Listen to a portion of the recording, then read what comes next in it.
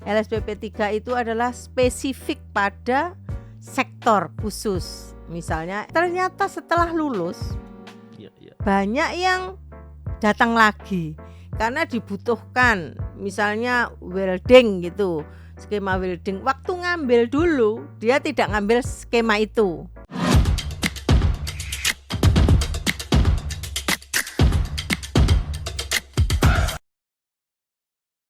Nah, kebetulan punya ya bersyukur, dan banyak mahasiswa yang testimoni tentang itu, beberapa prodi, dan bahkan salah satu mahasiswa yang diterima di pemerintahan, di mana waktu itu pemerintahannya menanyakan tentang portofolio yang dikumpulkan, ada sertifikat kompetensi, sangat bangga dan meminta untuk legalisir ke kampus asal. Dengan sangat bangga saya untuk melegalisir. Kebetulan saat itu saya masih menjabat di Direktur LSPP 1 Untak Surabaya. Iya, Kak, Ibu Sum kan sebagai Master Assessor Bu ya, juga melakukan Kak Master Assessor kan menguji para asesor dan penguji gitu.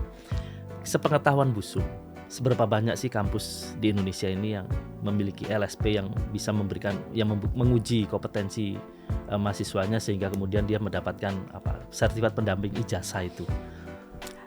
Kalau ditanya secara jumlah atau persentase, saya mohon maaf belum tahu pasti, karena LSP itu ada LSPP 1, LSPP 2, LSPP 3. Kalau kampus itu masuk LSPP 1 yang mana wewenangnya hanya untuk menguji peserta didik sendiri. Tidak diizinkan untuk melakukan asesmen atau melatih kepada masyarakat umum. Walaupun banyak sekali penelpon minta diuji LSP Untak karena tertarik, skemanya 60 lebih. Ya, 60 lebih dan judulnya sangat eye catching sehingga banyak yang tertarik ya. Waktu itu kami menjawab, bukan wewenang kami.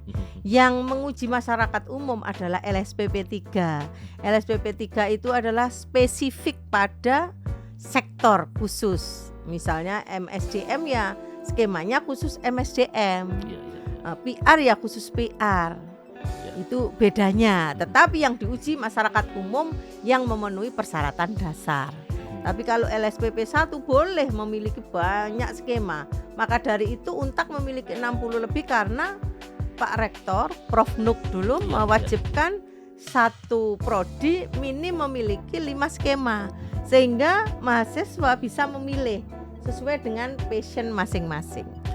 Artinya kalau 60 skema itu ada 60 bidang atau profesi atau bidang kerja yang bisa menjadi pilihan mahasiswa. Saya spesifik kemana begitu ya? Betul.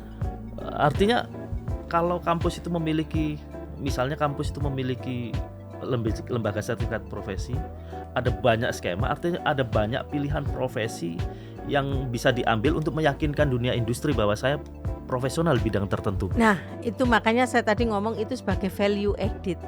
Di prodi akuntansi punya 5. Di prodi administrasi niaga punya 5. Hampir semua punya 5. Yang punya sedikit itu hanya di vokasi, karena vokasi kan beda ya. Ya, itu. Yang lain insya Allah, dan bahkan mungkin lebih ya sekarang, karena kan tiap tahun target universitas itu menambah skema baru dengan harapan lebih menarik lagi, lebih memberikan choices bagi calon bagi mahasiswa yang mau memasuki dunia kerja supaya punya sertifikat bervariasi. Jadi kalau ingin memiliki lebih dari satu, boleh. Bisa ya? Boleh. Artinya satu mahasiswa itu dia bisa mengambil 2 atau 3 keahlian sehingga kemudian ketika dia untuk melamar pekerjaan sebagai bukti untuk keahlian profesi tertentu, dia punya banyak pilihan dan punya keahlian begitu ya. Iya. Dan ini saya beri masukan aja. Banyak mahasiswa itu ketika masih terdaftar menjadi mahasiswa Untak, seakan-akan merasa untuk apa sih kita diuji kompetensi. Ternyata setelah lulus banyak yang datang lagi karena dibutuhkan misalnya welding gitu, skema welding. Waktu ngambil dulu dia tidak ngambil skema itu. setelah lulus ada lowongan pekerjaan bidang welding butuh sertifikat kompetensi. Dia datang lagi ke Untak. Ya jawaban kami sudah bukan wewenang kami karena sudah menjadi alumni. Kalau masih menjadi mahasiswa Untak, itu tanggung jawab LSPP 1 Untak. Kalau sudah lulus, sudah alumni, silahkan mencari. Kami arahkan ke LSPP 3 khusus welding. Dan pasti biayanya lebih mahal, jauh lebih mahal dibanding dengan kalau di Untak. Ini kan termasuk servis, jadi kalau di Untak itu ya hanya untuk ganti fotokopi apa gitu-gitu aja.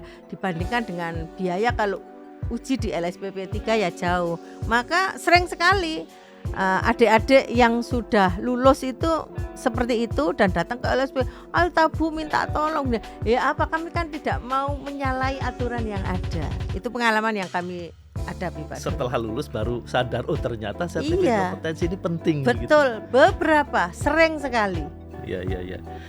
Bu Sum, ini selain untuk menunjukkan bahwa saya ini punya kompetensi tertentu dan menunjukkan ke HRD misalnya atau ke orang yang baru kenal bahwa oh saya punya kompetensi itu. Apakah sertifikat kompetensi ini juga berguna untuk industri, Bu Sum? Nah, justru dunia industri itu ketika merekrut sekarang itu prefer calon yang direkrut itu punya sertifikat kompetensi. Karena dengan sertifikat kompetensi tinggal tanya keahlianmu apa. Nanti ketika placement test berarti ya langsung sesuai dengan sertifikat kompetensi yang dimiliki. Misalnya begini, kalau sebuah industri perusahaan begitu memiliki sejumlah karyawan dan sebagian besar karyawannya itu memiliki sertifikat kompetensi artinya profesional di bidangnya, apakah itu menunjukkan performa industri itu sendiri? Ya. Ini saya cerita, kebetulan ini ngomong tentang master asesor, bahwa LSPP 1 itu tidak hanya dimiliki oleh pendidikan, baik perguruan tinggi maupun SMK. Industri juga diizinkan memiliki LSP. Ada beberapa industri yang memiliki dan saya ditugaskan di sana. Bahkan ada perusahaan itu yang ketika mau naik jabatan, itu syaratnya memiliki sertifikat kompetensi sesuai dengan jabatan itu. Dan skemanya kalau kalau industri itu ada yang namanya SKK, bukan SKKNI. Kalau yang perguruan tinggi ini kan kebanyakan SKKNI. Ya, SKK itu apa, Bu? Standar kompetensi khusus. Khusus itu yang dibikin langsung oleh industri tersebut dan itu validasinya mengurusnya sampai ke kementerian. Jadi harganya mahal. Nah, kalau kita dasarnya adalah SKKNI, Standar Kompetensi Kerja Nasional Indonesia. Itu sudah dibikin oleh menteri, validasi oleh kementerian. Dan ada bidang-bidang tertentu itu yang belum diatur di SKKNI, diizinkan oleh BNSP untuk menyusun SKK. Misalnya, mohon maaf ini pengalaman saya yang saya lihat itu kayak yang membuat uang itu apa? Peruri itu SKK. Terus perusahaan batu bara itu masih SKK. Beberapa yang belum diatur di SKKNI itu SKK. Bahkan satunya lagi ada standar internasional. Yang saya katakan pertama tadi untuk pariwisata itu sudah standarnya internasional skemanya. Iya, artinya performa perusahaan itu juga bisa ditunjukkan seberapa besar mereka memiliki karyawan yang sudah tersertifikasi. Apakah itu yang secara khusus memang spesifik pada bidang itu atau secara umum SKKNI Standar Nasional Indonesia begitu ya?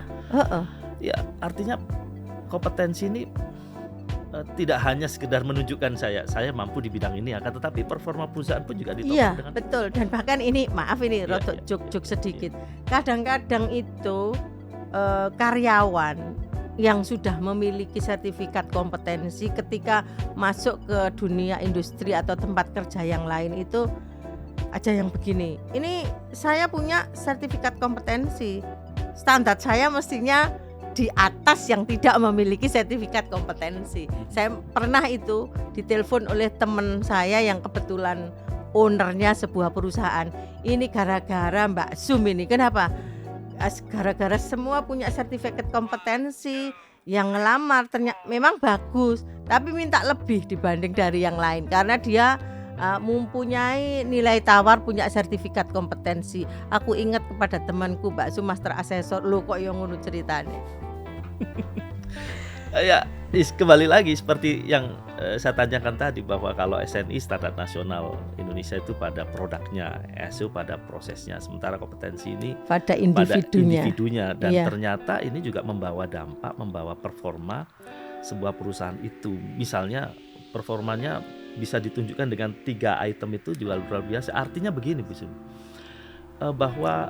bahwa teman-teman yang sekarang kuliah atau sekarang bekerja, kalau dia menunjukkan kompetensi, meningkatkan daya tawar, apakah itu baik individu juga untuk perusahaan itu Bu ya. Daya tawarnya semakin tinggi, bisa jadi kalau misalnya untuk tender misalnya Iya. sebuah perusahaan tender, kalau itu ditanya seberapa profesional karyawanmu ditunjukkan dengan sertifikat kompetensi yang dilampirkan, artinya bisa meningkatkan daya saing bagi industri itu sendiri kan Bu ya.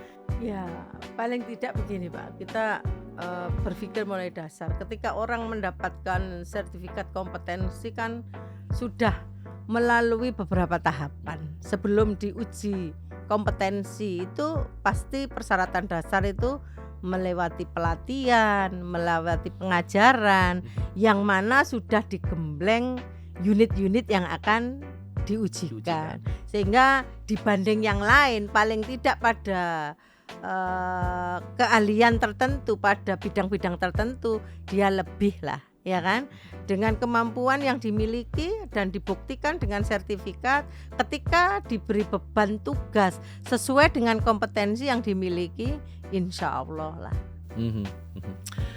Ya, kalau melihat dari pasar kerja, persaingan luar biasa seperti itu, kemudian yang mendapatkan sertifikat kompetensi kalau nggak salah tadi 3% Bu ya. Iya, baru Itu sekitar kan itu. nggak banyak. Artinya bahwa teman-teman yang berada di dunia kampus atau sebuah universitas memiliki LSP P1 itu sebenarnya sebuah keberuntungan Bu ya. Ya, saya katakan bahwa mahasiswa yang kampusnya memiliki LSP P1 dan memberikan servis untuk mensyaratkan sebagai SKPI, itu sebuah nilai tambah. Maka ayo bergabung di Untak. Banyak nilai tambah yang kalian dapatkan. Di dalamnya juga diproses dengan sedemikian rupa, baik proses pembelajaran di kampus maupun LSP-nya. Sehingga sebagai bukti terus LSP P1 Untak menerima tamu benchmarking dari universitas-universitas lain. Ini membuktikan bahwa semua itu kita proses dengan baik dan alhamdulillah dengan begitu Universitas 17 Agustus 45 Surabaya akreditasinya unggul dan bahkan prodi-prodinya pun hampir 50% unggul. Maka dari itu jangan ragu untuk bergabung dengan kami di Untak Surabaya. Oke. Terakhir Bu Sum, closing statement. Mungkin ada ya, kalau kita melihat dunia pasar kerja, persaingan, dunia industri, apalagi sekarang kampus juga cukup banyak, tetapi kemudian tidak banyak yang memiliki LSP dan tersertifikasi, yang memiliki LSP kemudian bisa mensertifikasi mahasiswanya begitu. Secara global itu, mungkin apa yang bisa sampaikan closing statement? Kepada semua generasi muda, khususnya mahasiswa Untak Surabaya, silahkan untuk menempa diri, tunjukkan kompetensimu untuk mempersiapkan kesuksesan di masa depan. Baik, terima kasih Bu Sum, luar biasa. Terima kasih kembali, semoga bermanfaat. Terima kasih. Baik, teman Warta 17, demikian wawancara saya dengan Bu Sum terkait kompetensi dan banyak hal yang menjadi catatan kita dalam persaingan dunia usaha sekarang ini. Bagaimana kompetensi menjadi sangat penting untuk menunjukkan profesionalitas kita di bidang tertentu begitu. Saya Doni Maulana menutup acara ini. Terima kasih, sampai jumpa.